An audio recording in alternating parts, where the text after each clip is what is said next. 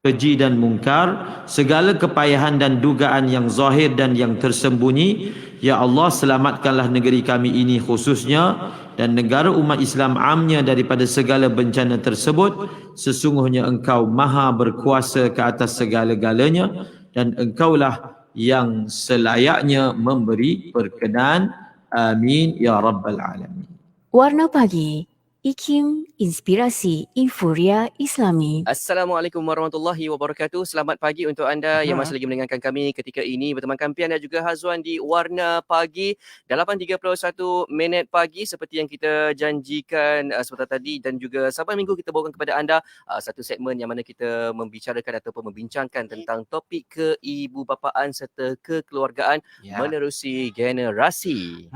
Dan hari ini seperti yang kita maklumkan tadi, tetamu kita sudah pun bersedia di hujung talian nak cerita tentang pengaruh bapa dalam pendidikan anak lelaki. Ya. Beliau adalah seorang ibu. Ya, betul. Dan juga Profesor Fakulti Perubatan Universiti Kebangsaan Malaysia, Profesor Datuk Dr. Halina Hariza Haji Siraj. Ya. Assalamualaikum, Prof. Waalaikumsalam warahmatullahi wabarakatuh. Pian dan Hazwan, apa khabar? Alhamdulillah sihat.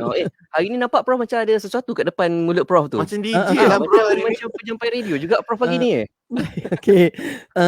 Alhamdulillah lah ada input lagi teknikal ni, kata kena guna kondenser. Jadi rasa itu sesuatu yang satu yang kena lah ya, supaya kualiti suara tu lebih baik. Jadi penyampaian tu lebih berkualiti kan, macam tu. Jadi macam dalam konti lah juga. Macam tu. Feeling dia tu. Alhamdulillah. Terima kasih Prof sudi juga bersama kita pagi ni, dan insya-Allah kita doakan yang lebih baik untuk perkara-perkara mendatang juga insya-Allah. Dan sebelum kita mulakan tajuk kita, pengaruh bapa dalam pendidikan anak lelaki hari ni, mungkin Prof ada sesuatu nak disampaikan ke sebagai mukadimah? Okey, bismillahirrahmanirrahim. Alhamdulillah, saya rasa kita di hari pertama bulan April ya, dah pertengahan Syakban yang kedua, kita dah nak dekat dengan Ramadan ya, alhamdulillah. Dan saya juga sebenarnya hari ni mengambil tempat Tuan Zaid ya, sebab Tuan Zaid ada hal sikit hari ni. Selalunya kan dia yang Khamis pertama.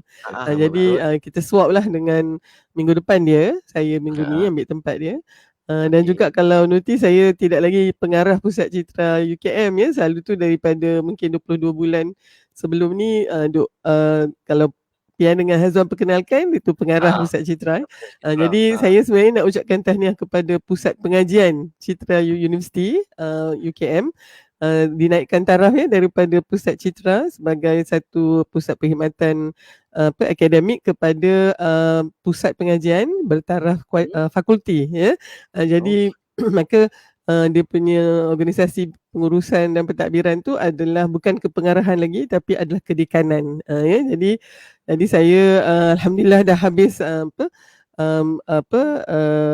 menjalankan tanggungjawab dan amanah saya itulah sebagai pengarah. Dan saya nak ucapkan tahniah kepada dekan yang baru ya, iaitu Profesor Dr. Hairul Anwar Mastur ya, yang sekarang memimpin Pusat Pengajian Citra Universiti ya.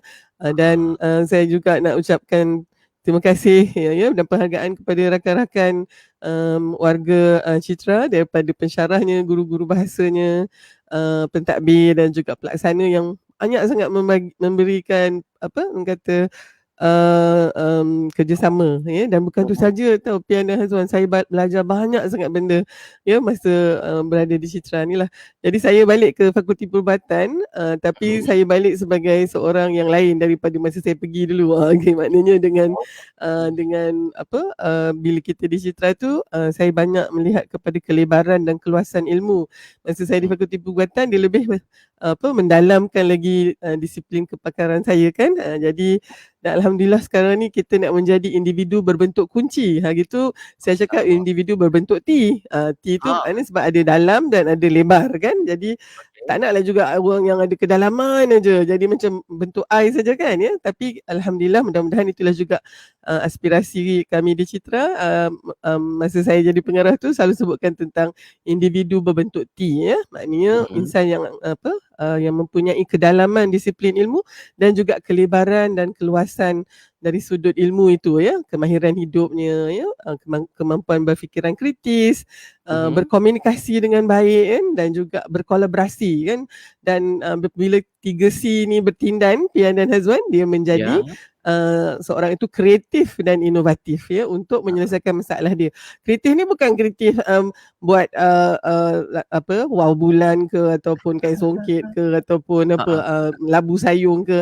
Bukan kreatif yang itu, ya, bukan yang seni tampak, seni tangan itu, tapi kreatif menyelesaikan masalah dia. Yang itu yang kita nak bincang hari ini, ya. Maksud dia bagaimana ibu dan ayah ni kena kreatif, ya, dalam mendidik anak-anak ni. Dan oleh sebab tu saya sekali lagi nak ucapkan terima kasih pada Hajah Maslina dan juga Pian dan Hazwan lah, ya, kerana dalam slot generasi ni saya rasa satu platform yang sangat baik, ya, untuk kita berbincang tentang perkara ni. Jadi okey, boleh masuklah dalam topik ni. Boleh. Boleh. Tapi katanya ada gosip katanya Prof ada akademi Dr. Hal pula sekarang ni. Okey, dia macam inilah, saya alhamdulillah ada anak-anak usrah yang sangat prihatin dengan kebajikan saya, dan mereka rasakan bahawa sangat penting untuk bahan-bahan yang telah saya sampaikan ni diakibkan dan juga, ya, kita guna sebanyak boleh modaliti dalam dunia digital ni untuk menyampaikan dakwah tu. Jadi alhamdulillah sekarang ni saya dengan Akademi Dr. Har tu sebenarnya dia diuruskan oleh NWE Legacy Management tu, saya punya talent management team saya lah, ya. Jadi dan alhamdulillah itu memudahkan lagi kerja saya sebenarnya, Pian dan Hazwan, ya. So minta doa lah, mudah-mudahan dari sudut Akademi Dr. Har ni saya akan juga meninggalkan legacy, kan. Kalau tak nanti bila ditakdirkan Allah dipanggil untuk pulang, ya, menghadapnya nanti, takut kalau tak diarkibkan dan tidak dijadikan buku, tidak dijadikan di dalam podcast ke dan seterusnya tu, dia hilang begitu saja, ya. So tak apa, Pian dengan Hazwan boleh berkolaborasi dengan Akademi Dr. Har, insya-Allah. Kalau perlukan moderator, ready. Kami bersedia. Jom. Setakat ni kita ada coffee talk, iaitu dengan saudara Aiman Azlan, blogger yang sangat popular, ya. Dan situ antara kiranya macam talk antara saya seorang ibu dengan seorang anak lelaki lah. So kita dah ada 3 slot yang tu. Saya rasanya sembang santai situ sangat berkesan lah untuk menyampaikan message, kan. Dan juga dengan Farahli saya ada dengan IGTV dan juga IG Live lah. Dekat Farahli tu macam kira pillow talk, yang tadi tu coffee talk, ini pillow talk. So nanti agaknya dan juga insya-Allah tak lama lagi ada podcast dengan Ustaz Azlan Shah Nabishan, Keramat Hamka, yang tu tak lama lagi akan mengenengahkan figura ataupun sosok tokoh yang sangat kita segani dan sayangi, Buya Hamka, lebih untuk dihayati oleh orang muda, kan, baya-baya Pian dan Hazwan ni, kan, ya. Jadi so itu antara usaha Akademi Dr. Har. Doakan, ya, ada banyak lagi, dan saya menjemput jugalah siapa yang nak berkolaborasi, jom. Kan saya pakai jom je ni, tengah nak buat yang mertua menantu punya talk pula ni. So tak tahulah nak anak-anak saya yang 2 orang depan ni boleh jugalah kot. We can also talk other than morning, not only morning talk. Yes. Baik, alhamdulillah. Apa pun insya-Allah kita doakan yang terbaik terima kasih Pian dan Hazwan. Ramai yang mendoakan dan menyokong. Dan untuk pagi ini sahabat-sahabat kita yang dah pun bersama dari awal tadi, mungkin boleh share perkongsian kita pagi ini di Facebook dan YouTube kita. Dan sambil-sambil tu alang-alang tajuk kita tentang pengaruh bapa dalam pendidikan anak lelaki. Boleh tak kalau dekat ruangan komen tu kongsikan apa perkara yang paling anda ingat tentang bapa masing-masing. Mungkin tali pinggangnya atau rotannya mungkin, atau mungkin kasih sayangnya boleh kongsikan. Sambil itu Dr. Har ataupun Prof. Har mungkin nak mulakan. Kenapa tajuk ni dipilih? Prof. Har. Alhamdulillah. Terima kasih Pian. Sebenarnya saya pun baru nak cakap macam tu. Punyalah Pian ni boleh baca saya punya fikiran, ya. Alhamdulillah. Bagus, masya-Allah. Tu kita ada hubungan spiritual tu sebenarnya. Bila apa yang saya fikir tu, kan, Pian dengan Hazwan pun tangkap sama itulah, ya. Dan dia 2 hala juga tu. So apa yang saya punya DJ diorang ni fikir pun saya dah boleh rasa, kan, ya. Jadi Tajuk ni sebenarnya sambungan daripada 3 tajuk sebelum ni kan. Kalau tengok adalah tentang hubungan gender dalam keluarga, dalam kekeluargaan. Dan kita melihat betapa sebenarnya dalam keluarga itu kena ada satu hubungan yang seimbang, ya, juga sejahtera antara gender yang berbeza ni. Maknanya itu sebagai salah satu kepelbagaian. Prof memang mengajar tentang menguruskan kepelbagaian, dan Prof dapati kan kepelbagaian gender ini sering sekali menjadi isu perbalahan dan juga persengketaan, perselisihan faham kerana kita tak kenal kan siapa sebenarnya orang yang di depan kita tu. Jadi harapnya semua dah jelas bahawa kita perlukan equity dan equality kan. Kita perlukan kesaksamaan dan juga perlukan kesamarataan di dalam keluarga. Maka dengan itu kita melihat pula aspek pendidikan kanak-kanak, dan pendidikan anak ni bahagikan kepada pendidikan anak lelaki dan pendidikan anak perempuan. Mungkin ada yang tak setuju sebab patutnya sama je lah kan. Anak lelaki perempuan apa kena beza-bezakan. Tapi dalam Quran Allah ada kata wa ma khalaqal dzakara wal untha inna sa'yakum lasyatta. Ya, surah Al-Lail ayat 3 dengan 4. Ya, jadi pada penciptaan lelaki dan wanita tu memang ada usaha yang berbeza-beza kan. Hari tu masa mula ingat tak Prof bagi kuis sikit 46XY ke 46XX gitu kan. Jadi yang itu adalah hakikatnya. Maka anak lelaki ni the small man kita katakan, ya, lelaki kecil ni dia memang ada caranya macam mana nak melentur buluh ni kan, supaya dia akan akhirnya menjadi tujuan kita memang anak-anak kita jadi soleh wa muslih kan, lelaki dan perempuan.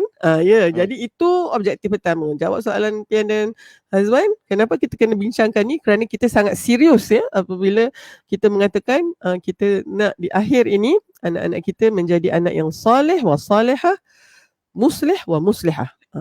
Ingat yang kita kena tambah tu muslih muslihah tu, sebabnya dia tak boleh soleh saja. Maksud saya baik untuk diri dia saja, tapi dia juga muslih dan melakukan islah kepada orang lain juga.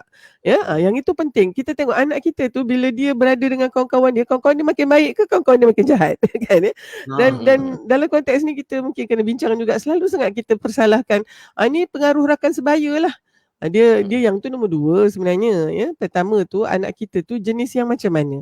Adakah dia ini orang yang mempunyai kata aura karisma kepimpinan hingga dia mempengaruhi kawan-kawan dia yang lain?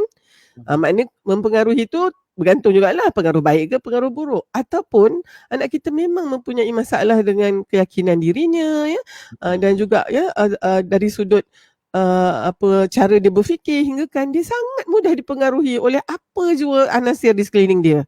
Dan siapakah orangnya yang menjadikan anak kita sama ada yang itu atau yang ini kalau tidak kita? Kan ya Pian. Jadi hari ni kita sangat serius tentang perkara ni. Jadi untuk segmen pertama ni Pian, kita agree kita nak anak-anak kita ya yang lelaki itu menjadi soleh wa muslih. Tapi mungkin itu saja tak cukup ya, dia sangat berat tu. Ya, saya alhamdulillah anak saya soleh, nama dia Muhammad Soleh kan. Jadi soleh lah dah kan. Tapi yang seorang lagi nombor 2 nama muslih. Bukan itu maksud dia kan. Jadi kalau kita tengok kan, Prof letakkan macam ni. Kita tahu bahawa anak soleh wa muslih ini memang ada kaitannya dengan ya dia menjadi hamba Allah yang soleh ya, hamba Allah yang memang ya mempunyai peranan di dunia ini yang akan juga mengangkat darjatnya di akhirat. Itu yang kita nak. Anak ini yang pentingnya bila kita tak ada, dia akan mendoakan kita. Punyalah selfish mak ayah ni kan, dia itulah dia punya investment kan, beribu-ribu ya, beribu-riban kita gunakan resources kita untuk membesarkan anak-anak kita. Maka insya-Allah apa tujuannya untuk anak-anak kita menjadi anak soleh itu. Tapi saya untuk peringkat awal ni, saya nak katakan bahawa dalam perbincangan kita ni pun kena ada 2 slot ya Pian dan Hazwan, sebab saya mulanya nak buat satu slot je, tapi saya dapat feedback daripada rakan-rakan bila poster promo tu saya ni kan, dia kata tolong huraikan ya sedetail yang boleh. Maka untuk bahagian satu ni kita bincangkan ya berasaskan kepada buku ni. Saya ada satu buku Ada tau. buku. Boys Boys should be boys. should be boys. Dan dia ditulis oleh seorang pediatrician yang pakar pediatrik, namanya Dr. Mac Meeker, macam orang Perak pula, Meeker ya. Meeker. Meeker ya. Dan saya sebenarnya ada juga buku-buku yang ditulis oleh psikologis ya semua, tapi saya dapati buku Dr. Meeker sangat mungkin senang saya nak hadam sebab dia seorang pediatrician, maka dia melihat produk kepada bagaimana anak-anak ni dibesarkan. Ya, jadi so bukan hanya sakit fizikal tu saja, dan dia juga sebagai seorang yang ada 30 tahun pengalaman macam saya juga ni, jadi dia menulis pengalaman dia tu, dan saya dapati buku dia sangat relate dengan untuk kita bincangkan ya. Jadi daripada untuk segmen ni kita buat yang ni ya, kita huraikan dulu secara ringkasnya, kemudian dalam slide yang kedua tu kita akan lihat bagaimana Rasulullah SAW itu menjadi contoh teladan kita dalam mendidik anak lelaki, dan juga tentu sekali dengan rujukan Al-Quranul Karim yang kita tahu berapa surah di situ kan, surah Luqmannya, surah Ibrahimnya ya, surah Yusuf kan, ada juga di situ dialog antara Nabi Yaqub dengan anak-anaknya ya. Jadi yang itu nanti dalam bahagian kedua. Boleh ke Pian dan Hazwan? Okey. Cantik. Kami memang sentiasa teruja nak nantikan apa agaknya. Sebab ramai yang tanya macam apa pengaruh bapa pada anak lelaki, apa kaitannya dan sebagainya. Kenapa asyik mak aja yang buat kerja, abah tak buat apa? Takkan macam tu kan?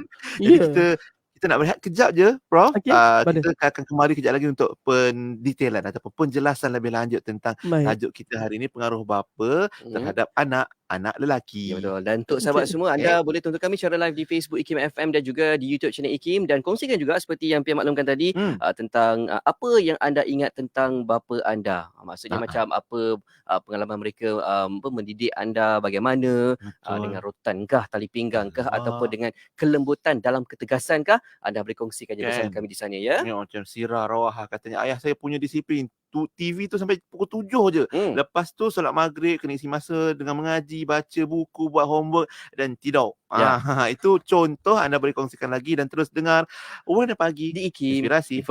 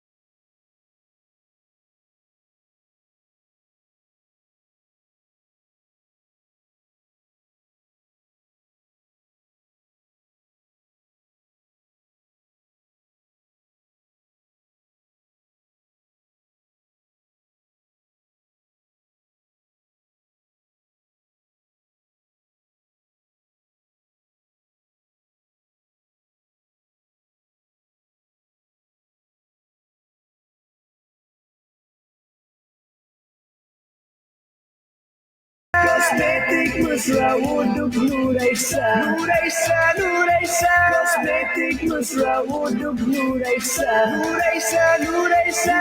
Nuraisa makeup mudah dibersihkan, pilihan ramai wanita. Kosmetik mesra wuduk Nuraisa, ramai wanita. Kosmetik mesra wuduk Nuraisa, Nuraisa. Firman Allah dalam surah At-Talaq ayat ke-7 yang berbunyi,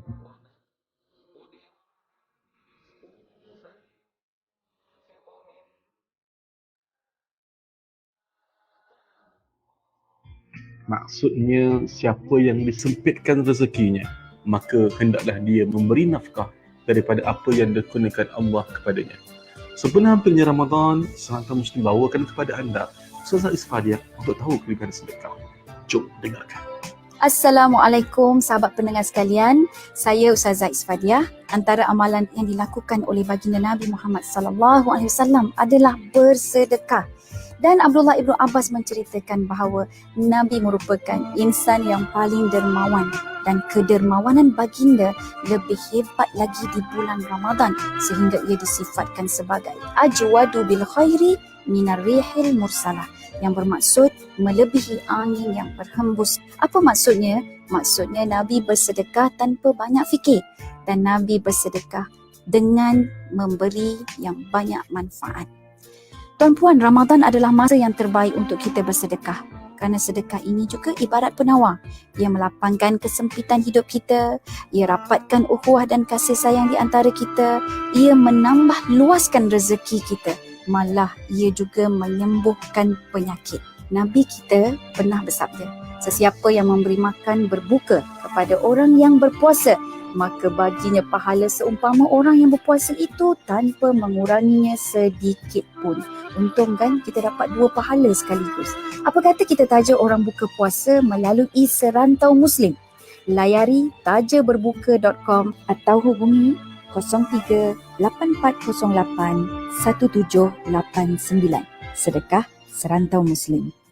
Warna Pagi, IKIM Inspirasi Infuria Islami. Anda masih lagi mendengarkan Warna Pagi bersama Kampian dan juga Hazwan pada waktu ini, dan kita masih lagi bersama menerusi segmen generasi kita pagi ini membawakan tajuk tentang pengaruh bapa dalam pendidikan anak lelaki, dan kita masih lagi bersama dengan yang berbahagia Profesor Dr. Halina Haliza Haji Siraj yang merupakan salah seorang profesor yang berada di Fakulti Perubatan UKM. Keluar lagi. Tu. Okey. Facebook tu kan. Kita sambung. Okey. Patutlah keluar bunyi lain-lain. Okey, kita kembali bersama Prof Har dan mungkin kita nak mulakan silibus kita, pengaruh bapa dalam pendidikan anak lelaki, termasuk buku apa? Dr. Mac Meeker. Dr. Mac Meeker, dia kata boys should be boys. Kemudian yang tu 7 secret to raising healthy sons. 7 rahsia dia. So Dr. Han nak dalam segmen ni menghuraikan 7 rahsia tadi tu ya. Sebenarnya dia bukan rahsia sangatlah kot Pian dan Hazwan. Benda ni semua macam kita dah tahu, tapi bila ditulis di dalam buku begitu, jadi senang kita boleh buat macam checklist kan. Ni ada macam itulah. Okey ya. Secret yang pertama yang paling penting adalah ya, ibu dan ayah ni mesti memberi komitmen 100% untuk mendidik dan membesarkan anak lelaki ni. Dia bukan tugas sampingan, dia bukan tugas yang kita boleh subkon dekat orang lain ya, dan dia memerlukan kedua-dua ibu dan ayahnya. Ya, jadi yang ini tip ataupun rahsia yang nombor 1. Maka dengan itu bila tengok statistik kan, Dr.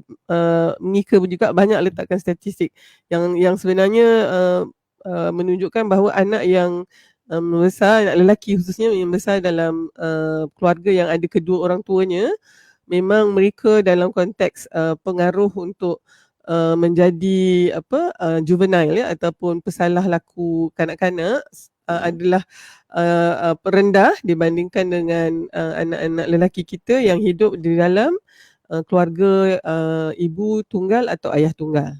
Jadi yang itu saya kira menunjukkan betapa kedua ibu dan ayah tu mesti ada ya untuk membesarkan mereka. Oleh sebab tu kita punya slot ni pun kan Pian, yang ini ayah, pengaruh ayah kepada anak lelaki. Kita lepas ni akan cakap pengaruh ayah kepada pendidikan anak perempuan pula.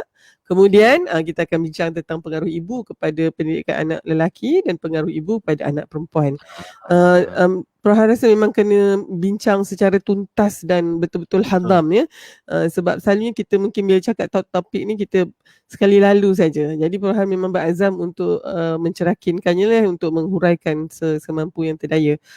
So, secret pertama, kita mestilah memberikan komitmen 100%. Ni saya minta sangatlah ni ya kepada mungkin ibu ayah yang ada long distance relationship, PJJ semua.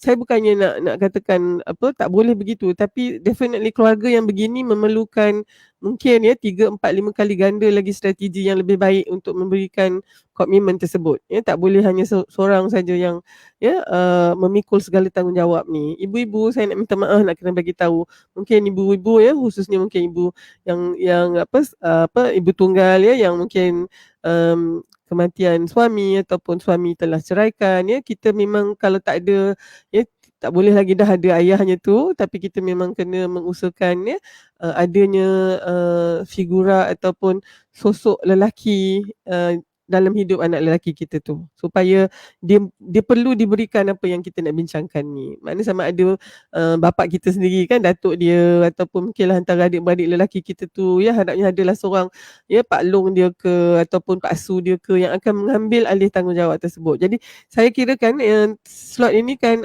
Hazan dan Pian bukan hanya untuk bapa yang memang ada anak tu, tapi juga semua lelaki yang ada dalam masyarakat ni. Anda adalah bapa walaupun mungkin tak ada anak sendiri ataupun mungkinlah anak dah besar-besar kan, tolonglah, saya minta sangat tolong sebab ramai sangat anak lelaki kita ni yang perlu sangat untuk dibimbing oleh orang lelaki sebenarnya. Jadi ada juga yang ambil maknya aja tapi anaknya tak dididik pula kan, so tak boleh juga begitu kan. Jadi sempat jugalah kan Zuan Pian. Okay. So yang kedua apa dia? Kedua dia mestilah rahsia yang kedua adalah kita ibu ayah ni umum dulu tapi anak lelaki tu secara khususnya. Maknanya yang ini diperlukan oleh anak lelaki untuk kedua ibu dan ayah dia ibu ayah ni mesti memahami keperluan anak lelaki ni. Dia ada dia punya special needs anak lelaki kita ni, dan oleh sebab tu untuk tahu tentang keperluan anak kita tu kita kena spend banyak masa dengan dia. Apa yang diperlukan. Bukan nak kata anak lelaki, anak perempuan tak ada keperluan, ada, tapi mungkin keperluan anak perempuan tu kita sering bincangkan tapi keperluan anak lelaki ni kita anggap macam kita take for granted je lah, kita tahu apa dia nak, tapi sebenarnya dia ada banyak sangat lagi yang dia perlu tapi dia tak cakap sebab dia taklah, selalunya tidaklah serius budak perempuan tu. Budak perempuan ni sikit-sikit merajuk sikit ni kan. Secara umumnya kan lebih mudah mereka ni untuk menyatakan keperluan mereka. Tapi anak lelaki dia memang ada hambatan di situ. Jadi kalau tak kita korek betul-betul tu kita tak tahu apa keperluan dia. Maka yang kedua kita mesti memahami keperluan anak lelaki kita. Kalau ada 4 anak lelaki, dia ada 4 individu yang berbeza tu dengan keperluan-keperluan yang berbeza. Bukannya satu saiz tangkap muat semua Okey. Yang ketiga apa pula? Ketiga dia mestilah, ini yang saya suka Dr. Matt Mika ni. Dia banyak kali ulang yang mengatakan bahawa rahsia yang ketiga adalah perlunya kita tanamkan nilai murni untuk menjadi moral kompas kehidupan anak lelaki kita. Nilai tu dia kena datang daripada mak ayah dia. Dia tak ambil dari tempat lain. Dan kerana nilai ini sebenarnya akan menjadi dia punya kompas kehidupan dia. Jadi kan nak tak nak kita memang kena cakap ni pasal integriti. Kita kena cakap lah tentang kenapa mereka kena bercakap benar kenapa dia kena menghormati orang lain. Jadi kan akhirnya anak lelaki kita ni menjadi anak yang soleh muslih tadi. Dia menjadi seorang yang jujur. Dia seorang berani Dia seorang yang merendah diri Dia tidaklah dengan egonya dengan bercakap kasarnya. Dia pandai mengawal emosi dia. Dan dia juga seorang yang baik hati. Kita suka tengok dan ini sebenarnya kalau tengok ini yang menjadikan anak kita tu ada sifat-sifat gentlemanness. Dia ada gentle kan, gentleman lah. Dan dia tidak mengeksploitasi orang lain begitu Itu rahsia yang ketiga. Yang keempat, dia ni satu, dia mesti membimbing anak lelaki kita ni tuan-tuan dan puan-puan kena bimbing anak lelaki kita untuk menjawab semua persoalan-persoalan besar dalam kehidupan yang kita panggil sebagai soul searching question tu. Siapa saya? Siapa cipta saya ni? Dari mana saya datang sebelum saya ada di muka bumi ni? Itu ketiga. Keempat, apa tujuan utama? Apa tujuan saya diciptakan di atas muka bumi ni? Okay, what is the main reason for my existence? Kemudian yang kelima, apa agaknya tugasan, assignment saya? Yang nama saya Halina Haliza Siraj ni, apa assignment saya yang harus saya laksanakan sepanjang saya hidup di atas muka bumi ni. Dan yang keenam, ke mana saya pergi selepas saya mati. So anak-anak kita kan, khusus anak lelaki ni, dia kena dapat jawapan ni daripada ibu dan ayah dia. Mungkin tuan-tuan perempuan hantarlah nak pergi hafiz, pergilah sekolah daripada tadika Islamnya, dengan sekolah rendah Islamnya, sekolah menengah Islamnya. Tapi kalau tuan-tuan dan perempuan tak explore benda ni, mereka masih lagi ada di situ kelompongan, ya. Itu yang keempat. Yang kelima, pasal dia 7 ni nak kena laju sikit, ya. Yang kelima, kita rasa yang kelima mesti memberi motivasi kepada anak lelaki, ya. Anak lelaki kita ni sebenarnya memang sangat perlu diberikan motivasi, encouragement, ya, untuk mencuba keluar daripada zon selesa dia. Dan motivasi yang paling dia perlukan bukan daripada cikgu dia, bukan daripada rakan sebaya dia perlu daripada ibu dan ayah dia. Bila saya baca ni kan, Hazwan dan Pian, saya rasa macam kena minta maaf kat semua anak lelaki yang ada di dalam masyarakat ni, ya. Sebab mungkin kami tak tahu rahsia ni. That's why kita tak bagi kat you all kan. Kesian. Ya, kesian sangat. Okay. Yang nombor apa tadi? Hazwan Pian, 5 kan? Sekarang nombor 6. Nombor 6, anak lelaki memang perlu ada set rules and regulation. Anak lelaki sebenarnya sangat memerlukan disiplin. Ya, walaupun dia mungkin macam tak suka, tetapi kan rupanya dibanding dengan anak perempuan dia boleh ada self disiplin yang lebih baik dibandingkan dengan anak lelaki lah. Ya, saya katakan ni secara umumnya, perempuan janganlah pula nanti tuan-tuan janganlah tak, anak saya, anak lelaki saya yang sangat disiplin, anak perempuan pula tidak. Selalu memang ada lah yang lain sikit begitu. Tapi secara umumnya anak lelaki memang kena ada disiplin. Tadi tu kan yang siapa yang cakap tadi, ayah dia, saya tersenyum bila saya tengok tu, sebab itu memang kena datang daripada ibu dan ayah, khususnya ayah lah. Jadi disiplin ini, anak ni rupanya yang Dr. Mika kata, seronok pula sebut nama dia, Dr. Mika, macam orang Perak kan. Okay. Dia kalau anak-anak kita ni tak ada set of rules, ya, tuan-tuan dan puan-puan, dia memang akan liar, sesat barat budak ni. They will feel lost. So memang rupanya, ingat tak Pian dengan Hazwan, ya? Mak kita panggil kita tu kan, ya, maghrib ni sat lagi masuk kan. Balik. Panjang tu. saya ibu saya dia kurang sikit yang beletih ni, tapi mak ustaz, mak dengan mak pada suami saya, Ustaz Zul, ya, sekarang ni tengah sakit dia, saya baru tengok ziarah dia kan. Jasa dia untuk membesarkan 3 orang ustaz ni sangat-sangat, ya, tak terkira, ya. Sebab you tahulah, ya, ustaz ni orang baling. Jadinya memang kerjanya dekat outdoor saja kan. Jadi mak ni lah yang pergi cari balik wang, balik kan. Dan kadang-kadang bila saya kahwin dengan ustaz, saya nampaklah macam mana, ya, mak ni, ya, adalah tunggak kepada disiplin anak-anak dia, ya. Tapi Pak ada sempoi sikit. Saya tak apalah, maknanya salah seorang lah, tapi mesti ada dia punya set of regulation tu, ya. Okey. Yang ketujuh, akhir sekali, ya. Kita memang kena mengiktiraf bahawa, ya, anak kita perlu aktiviti luaran. Ini sangat penting ni, ya. Dan saya rasa dalam MCO ni, ini salah satu yang sangat mencabar, kerana anak kita ni, anak lelaki khususnya, dia memang kena, dia kata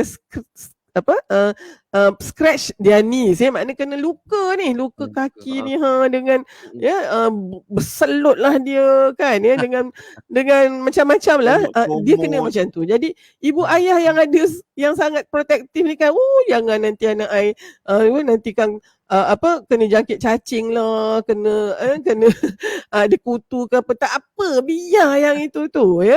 Dia kena pegang, dia kena tangkap katak tu dengan tangan dia, ya. Dia kena belajar lah, ya. Kalau misalnya dia jatuh, dia patah tangan ke, tak apa tu, itu sebahagian daripada, ya, cara, ya, untuk kita membesarkan anak lelaki, kerana mereka memang, ya, aktiviti luaran sangat mempengaruhi dalam konteks pendidikan anak lelaki. Okey, dapat tu 7 tu. 7. Rahsia untuk membesarkan anak-anak lelaki yang baik, insya-Allah. So sebelum kita ke slot yang akan seterusnya, ada Dr. Mika juga mengatakan bahawa ada 3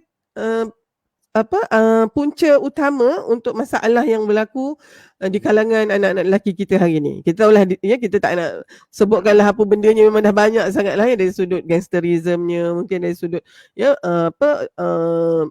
aktiviti berisiko tinggi, ya, dengan mungkin aktiviti seksualnya, macam-macam tu, ya, dengan gangsterism, bullies, ya, dan semacam tu. Ada 3 dia kata. Pertama, yang pertama adalah kurangnya hubungan erat bersama bapa. Itu yang pertama. Okey. Dan itu sebabnya kita kena bincangkan tajuk ni, ya. Dan yang kedua, kurangnya didikan agama. Bila saya baca tu, Dr. Mika ni dia memang spell out, dia kata lack of religious education. Saya tak pernah lagi baca buku-buku tulisan orang putih ni yang dia stress on religious education, dan dia ada satu chapter khas untuk membincangkan untuk mungkin ibu bapa yang tidak menganggap religion tu penting. Dia kata sebenarnya agama itu memberikan asas yang sangat kuat khususnya untuk anak lelaki. Bila dia tersesat tu, dia nak pergi balik mana tu, sebenarnya religion, dia kata, yang akan memberikan apa pun agama lah, dia kata begitu ya. Okey, yang ketiga, kerana adanya exposure, bukan saja exposure yang biasa-biasa Hazwan dan Pian, is an aggressive exposure. Satu exposure yang sangat agresif dan intensified kepada this toxic media. Kita tahu lah toxic media apa dia, yang dalam tu semuanya ada unsur seksual dan dikatakan perlu ada duit, perlu ada kuasa itu, that is what we call as toxic media, dan itu antara penyebab kenapa kita berhadapan dengan banyak isu tentang anak-anak kita. Okey, kita berhenti di situ sekejap. Okey. Rasanya itu saja poin tadi tu. 7+3 tadi tu menjawab kenapa tajuk ini Prof Har pilih untuk dikongsikan menerusi segmen generasi. Tajuk pengaruh bapa dalam pendidikan anak-anak lelaki. Baik, yang dah mencatat, kalau nak berkongsi, kongsikan di ruangan komen supaya ramai lagi dapat manfaat perkongsian Prof Har pagi ni. Dan kita nak berehat. Kejap lagi kita nak sambung apa pula Prof Har? Okey, ada 3 perkara yang sangat diperlukan oleh anak lelaki daripada bapanya, khas daripada bapanya. Kita akan bincang yang itu Yang mungkin tak pernah diluahkan oleh anak-anak lelaki selama ini. Dan sebelum kita berehat, boleh tak Prof tunjuk buku tadi tu, Boys Should Be Boys? Ini. Seven Secrets of Raising Healthy Sons. Dia Mac Mika. Okay. Okey. Baiklah Mika semua, Kamal semua. Janganlah ke mana-mana kita Kita terus setia dengarkan segmen generasi bersama Prof Datuk Dr. Halina Hariza Haji Siraj pagi ini untuk segmen generasi. Atau kita kembali selepas ini terus bersama kami di Warna Pagi. Inspirasi Inforia Islami yo.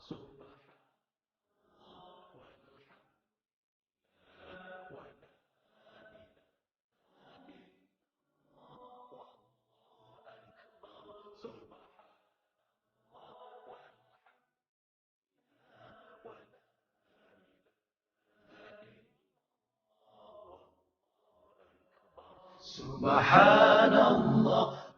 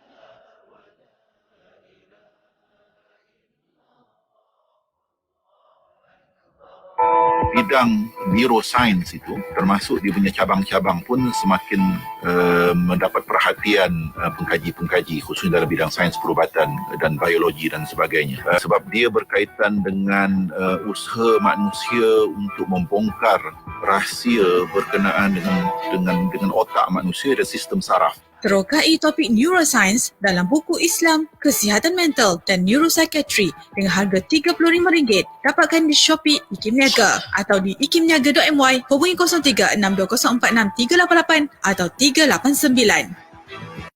Ketahui bila segmen-segmen kegemaran anda akan ke udara di Radio IKIM. Layari www.ikim.my dan klik di ruangan radio. Terdapat juga info-info menarik mengenai personaliti-personaliti Radio IKIM. IKIM, Inspirasi Inforia Islami. sayu hati melihat kanak-kanak di Syria, Palestin, Somalia dan Yaman teruja mendapatkan bantuan pak makanan Ramadan. Di usia yang masih kecil, mereka telah melatih diri berpuasa penuh dalam pelbagai desakan kehidupan. Mari bersama Islamic Relief Malaysia membantu mereka yang memerlukan di 32 buah negara melalui kempen Rezeki Ramadan serendah RM5. Sumbangan yang mungkin kecil di mata anda tapi besar nilainya buat mereka. Hubungi 03-8926-3434 untuk maklumat lanjut. Fikir Kemanusiaan, Fikir Islamic Relief. Terima kasih kepada anda yang terus saja bersama kami di IKIM Inspirasi Inforia Islami bersama Kampian dan juga Hazwan di Warna Pagi, dan kita masih lagi bersama menerusi segmen generasi, dan kita berada di pusingan terakhir untuk tajuk pagi ini tentang pengaruh bapa, abi, walid, ayah ataupun abah dan sebagainya dalam pendidikan anak lelaki, dan kita bersama dengan Profesor Dr. Harlina Halizah Siraj dari Fakulti Perubatan UKM. Alhamdulillah, ramai yang kongsikan katanya terkesan sangat dengan perkongsian Prof Har pagi ni, termasuk suka bila Prof Har sebutkan tadi, mungkin dalam keluarga kita ada di kalangan ibu berdikari atau ibu tunggal yang membesarkan anak-anak. Jadi perlu bawakan juga watak ayah tu daripada datuknya mungkin ataupun paklongnya, supaya anak-anak lelaki ni dapat sesuatu perkongsian daripada mereka yang bergelar lelaki dewasa lah ataupun ayah tu Prof. Betul. Tiga perkara yang diperlukan. Tapi sebelum tu agaknya Prof nak sebutkan sikit tentang nak baca jugalah apa yang ada dalam buku ni supaya orang boleh dapat feel tu kan macam mana dia ayat-ayat dia sangat mudah ya, kalau kata Allah English lah, tapi sangat mudah bahasa dia ya. Contoh dia kata ada dalam chapter yang ke-8 ya, bab yang ke-8, the difference a dad makes. Jadi dan untuk slot saya yang seterusnya bila kita bincang tentang pengaruh ibu pula, ada chapter sebelum tu, a mother's son. Jadi alhamdulillah lah kita kan taklah bercakap atas angin aja begitu, maka kita ada rujukan kita kan. So dia kata in a son's eyes, his father is the source of all correct answers. Rupanya anak lelaki ni dia melihat kepada bapanya yang diharapkan memberikan segala jawapan yang betul kepada segala permasalahan dia. Itu satu yang agak ni Azwan ya. Berapa anak lelaki Azwan? 2 ya? Dua-dua tu lelaki ke?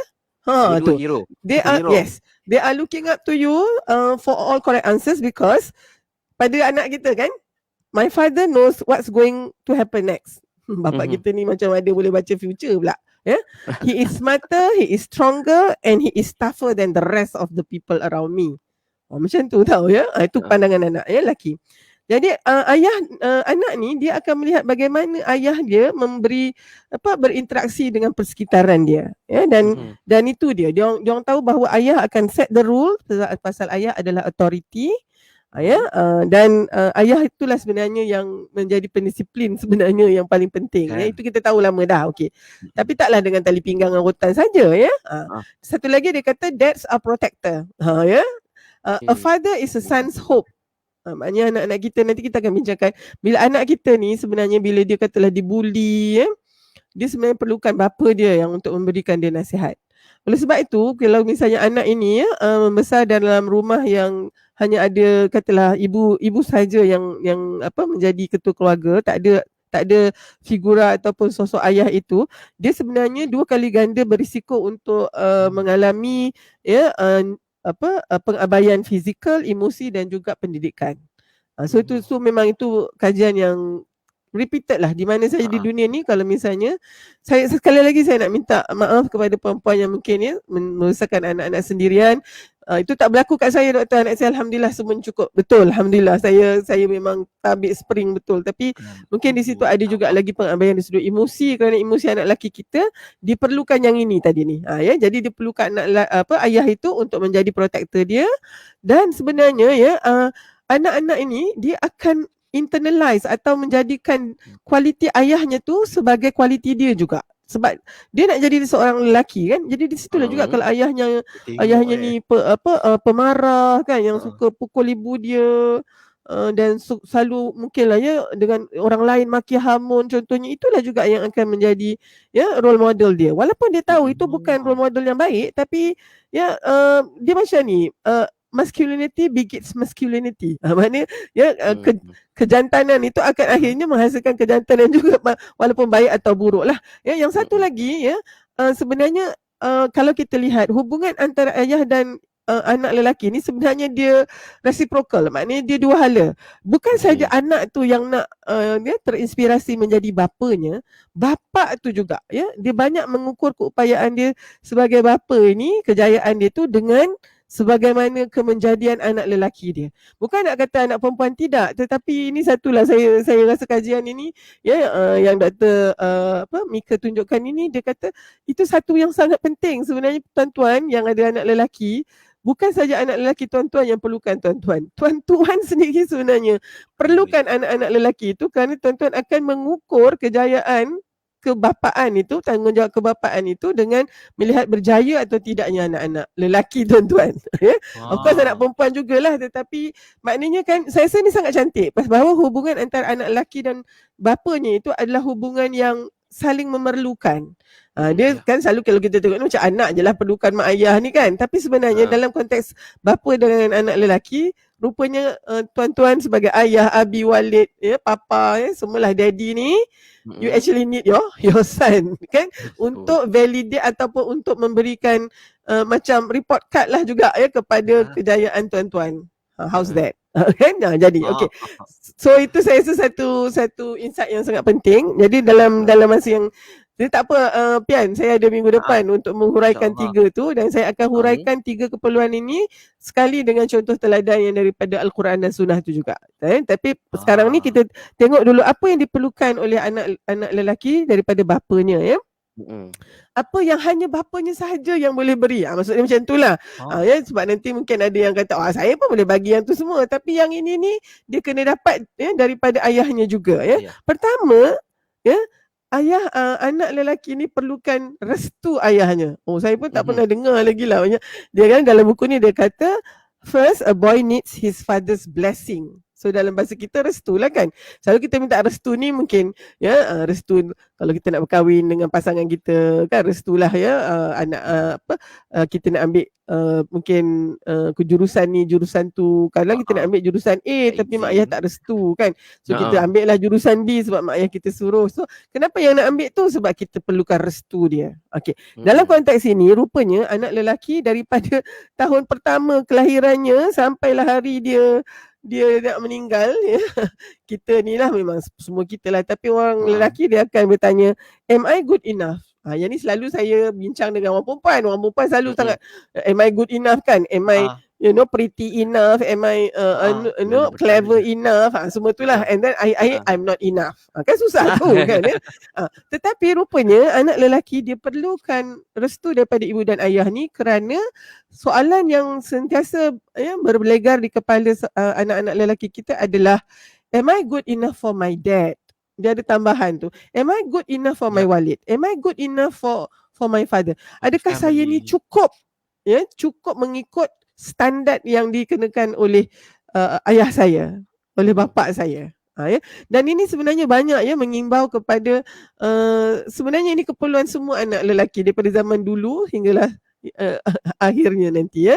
Dan anak itu sebenarnya sangat orang kata kemaruk dia, ataupun dia kata dia punya keinginan itu ya untuk menjadi sebagaimana yang ayahnya nak tu sebenarnya sangat kompleks ya, sebab dia tak boleh nak dihuraikan dengan kata-kata yang mudah sebenarnya. So tu nak tanya Pian dengan Hazwan lah kan.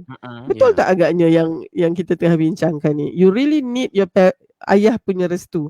Bukan nak kata mak punya restu tak, tapi because you know that agaknya mak ni you tak punya minta pun dia bagi. Dia bagi tahu. Tapi ayah ni macam bukan dia lokek ke apalah, tapi dia macam tak berapa tunjukkan kan, yang especially kalau bapa-bapa yang dulu contohnya kan ya. Hari ni alhamdulillah lah kita dapati orang lelaki lebih committed dalam dia punya parenting. Cumanya dia tak tahu nak start kat mana tu sebab dia kena dengar slot generasi ni ya. Jadi oleh sebab tu ya, itu pertama. Maka apa yang diperlukan oleh seorang anak lelaki daripada bapanya adalah dia punya affirmation. Satu pengesahan, satu pengiktirafan. Itu penting ya, satu pengiktirafan sebagai, bukannya hanya dari sudut keupayaan dia main bola atau mungkin ya keupayaan dia buat satu-satu, dia tak macam tu. Anak-anak lelaki ini dia perlukan the wholesome ya, the entire semuanya tu, the holistic orang kata dari sudut pengiktirafan dia sebagai seorang individu yang penuh, the whole person. And this fatherly blessing is mysterious and unquantifiable. Dia tak boleh diukur rupanya. Tetapi inilah yang sangat diperlukan oleh anak lelaki untuk dia menjadi insan yang sempurna tadi tu. Jadi oleh sebab tu, kalau kita lihat kan, bila anak lelaki ini tidak mendapatkan ini, tidak mendapat this deep sense of acceptance, dia tidak diterima oleh ayahnya, tidak dapat validation, tidak dapat pengiktirafan dan tidak dapat kasih sayang ayahnya, maka dia akan merasa dirinya tidak sempurna. They feel incomplete and their ability to become intimate with others pun will suffer. Itulah masalah dia pun tak boleh nak ada hubungan yang mesra dengan orang lain, dengan isterinya, dengan anak-anak dia sendiri, sebab dia ada di situ kelompongan dalam konteks dia tak mendapat restu daripada bapanya tadi. Okey, itu satu Yang kedua, nak ambil daya. Yang kedua yang diperlukan adalah kasih sayang ni, affection and love. Cinta daripada seorang bapa. Yang ni pun satu lagi yang kita kena huraikan. Apa bezanya cinta seorang bapa dan cinta seorang ibu tu? Bila saya baca ni rupanya lain. Ada lain dia, ada kelainan dia. Cinta seorang bapa ini, dia akan dilihat kepada anak lelaki itu dalam 3 aspek pula. Pertama, ada berapa banyak masa yang habiskan bersama.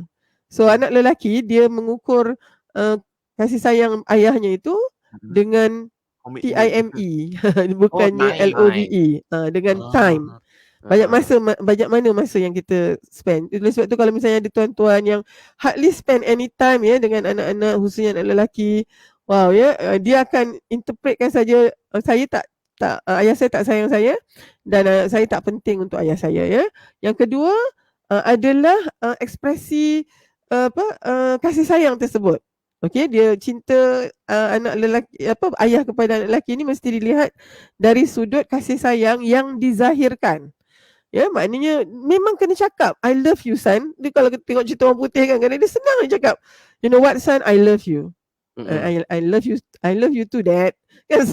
Itu kena biasakan dari kecil Azwan, selalu tak cakap macam tu, kena cakap ayah sayang kamu, ayah, I love you son, dan saya suka perkataan son tu.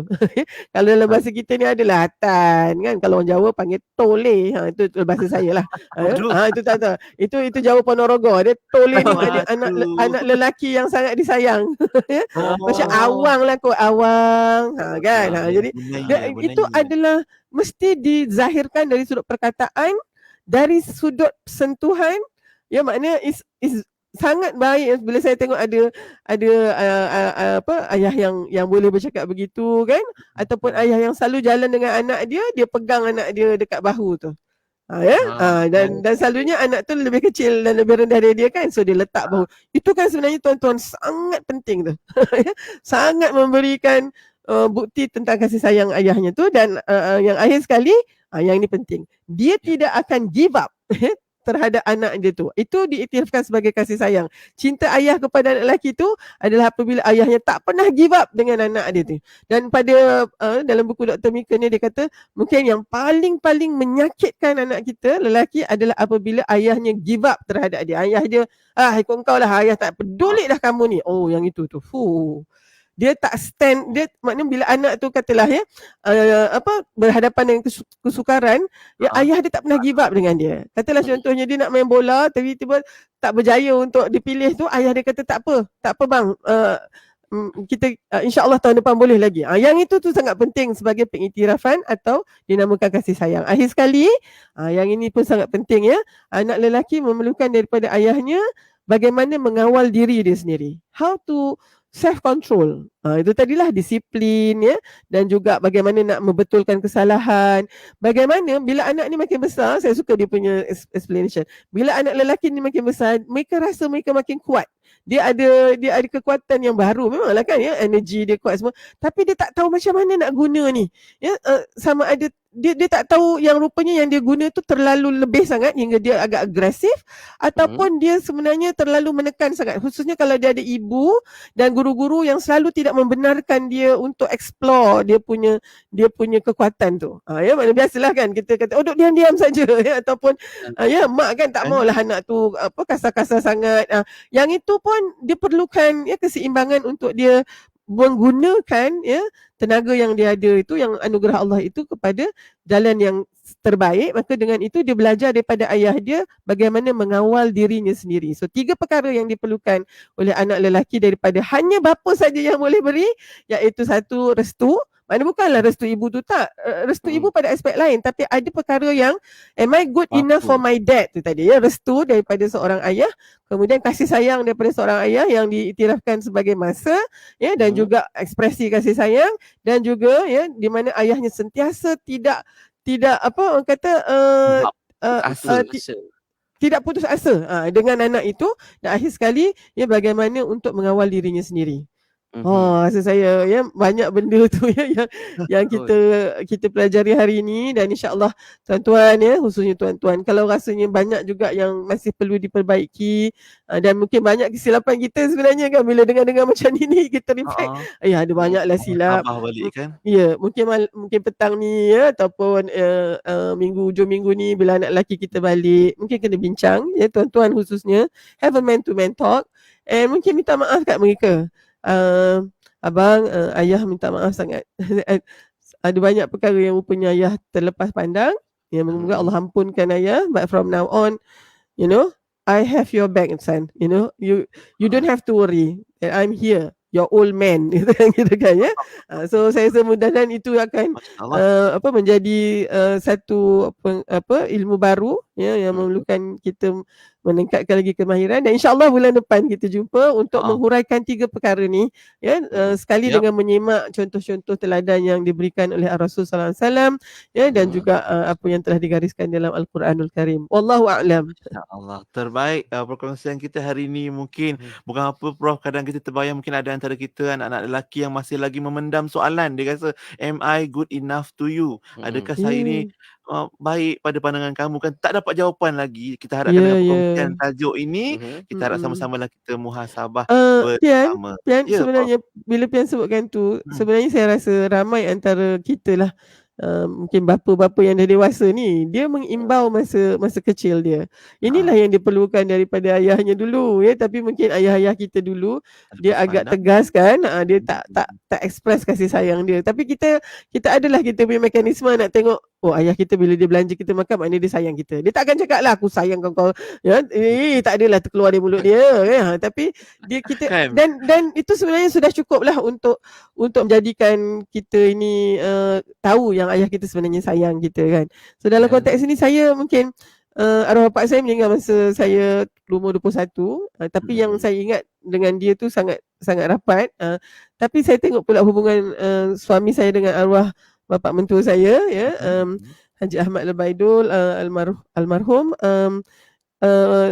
dia sangat ekspresif. Saya suka tengok bila dia anak-anak lelaki dia balik, dia peluk ya, dia peluk, dia cium. Lepas tu nanti cara dia cakap dengan anak-anak tu, dan kita nampak macam mana sukanya ya hati dia bila anak-anak lelaki dia ada, dan anak lelaki tu pun ya dengan pak ni kan dia, saya tengok macam kawan baik tu. Jadi mungkin ramai antara kita sebenarnya kan tidak menikmati lah ya hubungannya sebegitu, dan oleh sebab tu mungkin itu yang jadikan kita ni terpaksa lah belajar benda yang baru ni ya, sebab mungkin daripada ayah sendiri kita tidak mendapat begitu. Tak apa yang tu masya-Allah kita tahu ayah kita ni ya, almarhum semuanya telah melakukan yang terbaik alhamdulillah. Tapi sekarang ni kita pula in honoring them ya, kita pula menjadi bapa yang terbaik insya-Allah untuk anak-anak lelaki masa depan ni insya-Allah. Kan terbaik, dan pastinya bapa-bapa yang membesarkan hero-hero di rumah, bapa tu adalah superhero. Dia kena lagi super lagi lah kan. Betul. Mendidik anak-anak lelaki, sebab ada pengaruh ayah atau bapa dalam pendidikan anak lelaki. Jadi Prof, kita jumpa bulan depan untuk sambung bagi kedua ya. InsyaAllah. Sampaikan salam untuk keluarga semua Prof. Okey, sama juga. Assalamualaikum. Waalaikumsalam warahmatullahi wabarakatuh. Baik, Alhamdulillah. Terima kasih juga sahabat-sahabat kita yang bersama pagi ini untuk dengarkan dan tonton segmen generasi bersama Profesor Datuk Dr. Haliza Haji Siraj. Ya betul. Ada yang bertanya tadi apa dah habis ke segmen ni kan? Dia, kalau ikutkan apa dia punya syllabus ni belum habis lagi, sambung lagi bulan depan. Tapi kalau untuk segmen untuk pagi ni ianya anda boleh tonton kembali kalau macam terlepas poin penting telah pun disentuh oleh Prof tadi, anda boleh tonton kembali di Facebook IKIM FM dan juga di channel YouTube IKIM supaya kita dah sama-sama dapat tambah ilmu tentang berkaitan keibubapaan pagi ini ya. Kan? Okey. Dan kita nak berehat seketika sebentar lagi kita akan bawakan pada anda, kita ada Carnival Warm Up Ramadan bersama Universiti Sains Islam Malaysia USIM. Ya, apakah yang bakal dibawakan? Nantikan saja sebentar lagi. Saat ini dengarkan lagu kegemaran Prof